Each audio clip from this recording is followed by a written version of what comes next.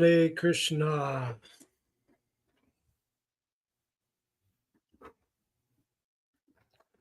This is Vidyananda here with Bhagavad Gita reading and purport and small discussion. Not much. Today we are doing chapters 11, verse 36 through 39. This will not be a long live stream. I don't have that many notes on these verses. Only one note for verse 36. This part of the Gita, it's pretty straightforward. Some mystical things perhaps, but not really much more I can add to it that Srila Prabhupada has not already said, or Sri Krishna himself in sometimes.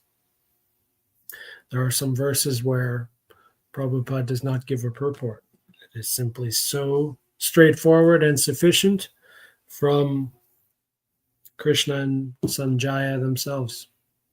We don't always need a purport. So please join me or not as I glorify and invoke the Supreme briefly. Om Namo Bhagavate Vasudevaya. Om Namo Bhagavate Vasudevaya. Om Namo Bhagavate Vasudevaya.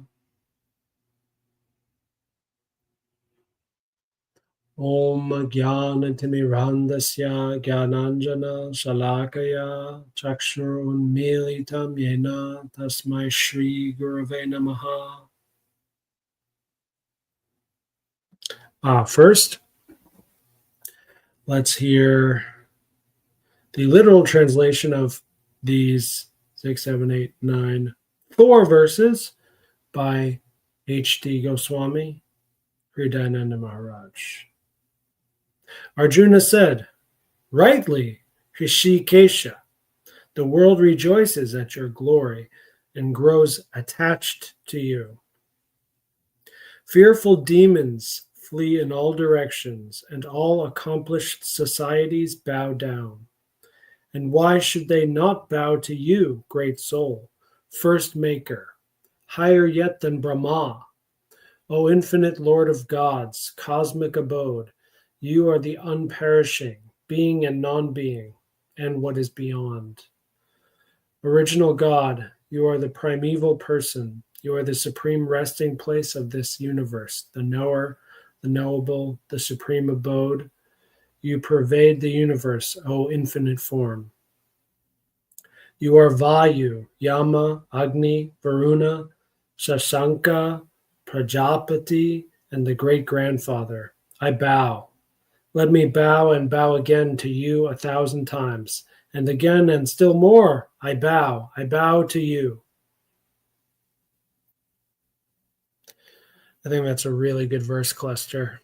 It's got great rhythm, great speed, great length, and once again, very straightforward. Here is verse 36 by Srila Prabhupada.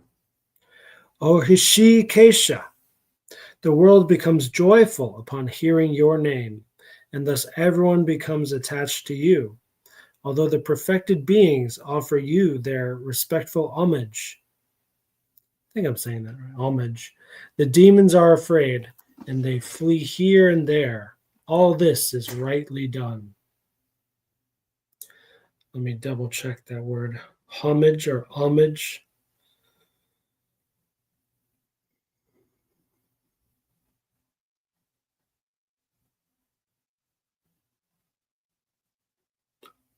Homage.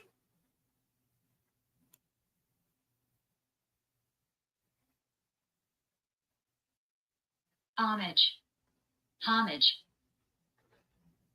Homage. Oh, right. Sometimes it can be homage.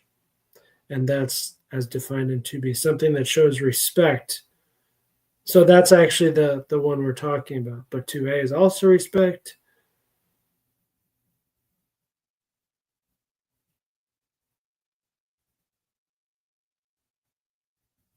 One more time. Homage. Homage. I don't know which one's better. There's 3 different pronunciations. They all sound okay. Offer you their respectful homage. Their respectful homage. It's a strange word either way, I think. All right, let me see my notes here. Here's the summary of the purport. That's what I wrote in my notes. The demons flee and are fearful when they see a devotee worshiping the Lord. They have, quote, natural fear of the devastating form of the Supreme Personality of Godhead, unquote.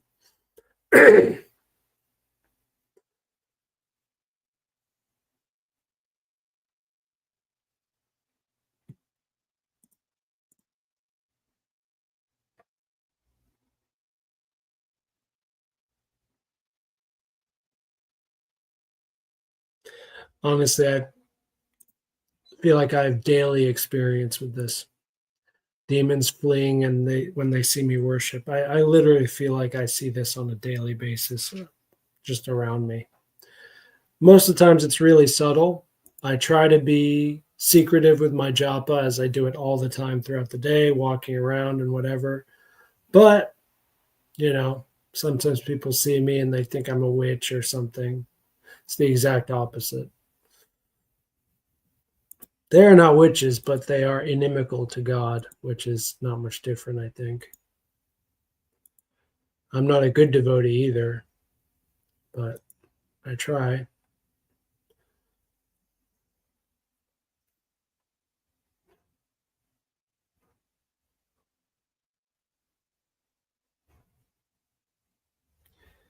This is a really cool purport.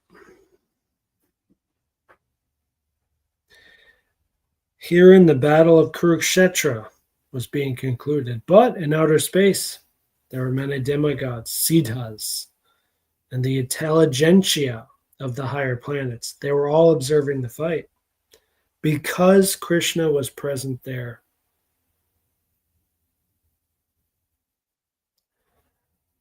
And before this battle, battle hasn't started yet, but Arjuna sees this universal form, and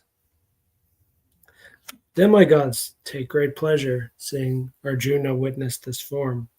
But demons and atheists, who are also super powerful and can see this, they could not stand it.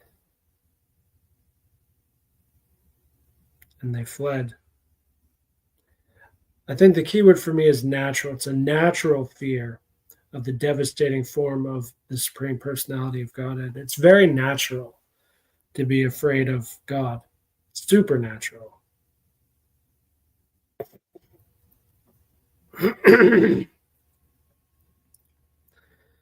Final sentence by Srila Prabhupada, perfect summary. In all cases, a devotee glorifies the Lord because he knows that whatever he does is good for all.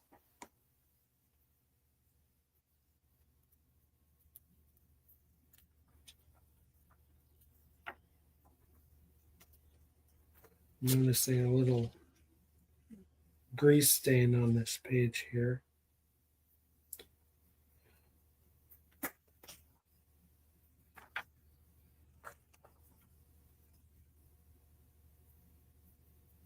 It's not from today. Anyway, here's verse 37. O great one who stands above even Brahma, you are the original master. Why should they not offer their homage up to you, O limitless one? O refuge of the universe, you are the invincible source, the cause of all causes, transcendental to this material manifestation.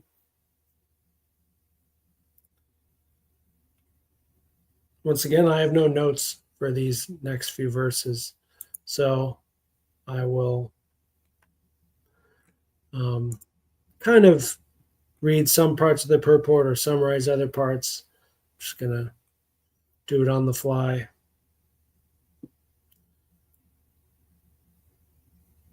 I'm also checking out my StreamYard studio here. They're always changing things.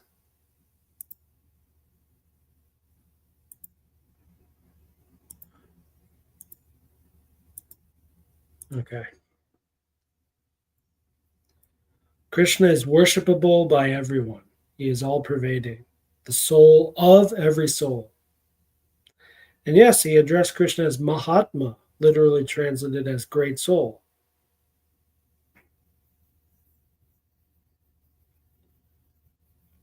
Also, Arjuna especially mentions Brahma.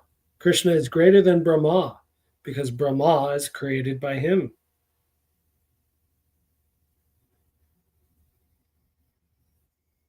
Also, the Lord is respected by Lord Shiva.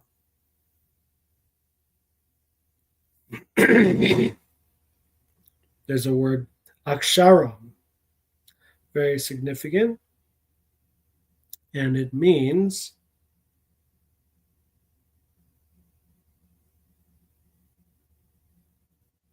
imperishable. Ah, yes, and it is significant, as Prabhupada says, because this material creation is subject to destruction, but the Lord is above this material creation.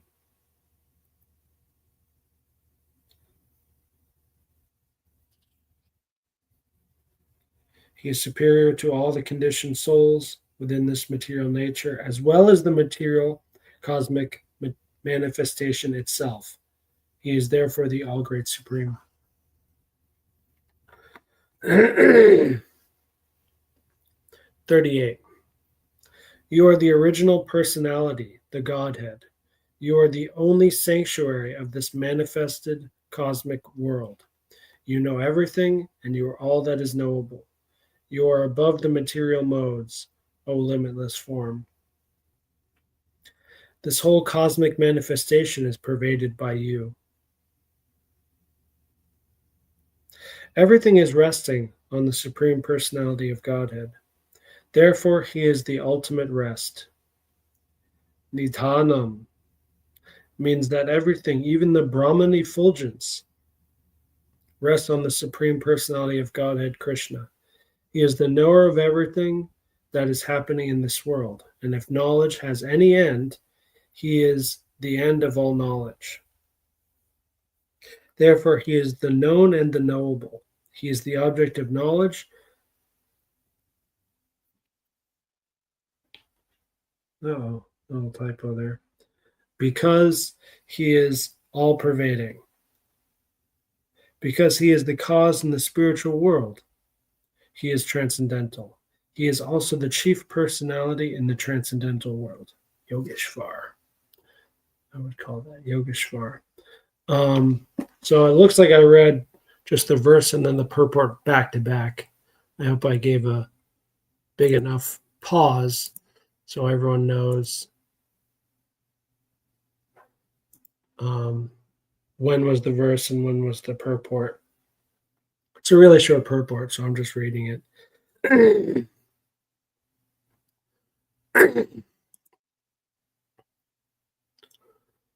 I'm losing weight, which is nice, but still have some flu-like symptoms from my school. Everyone's sick in my school. Everyone.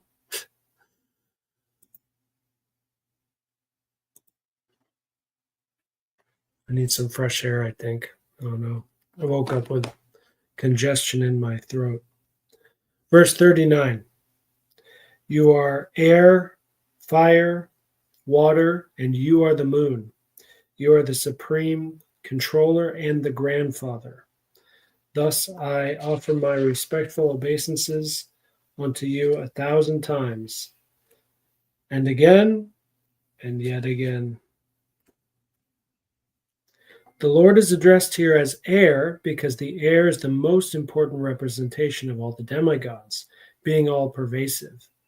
Arjuna also addresses Krishna as the grandfather because he is the father of Brahma, the first living creature of the universe.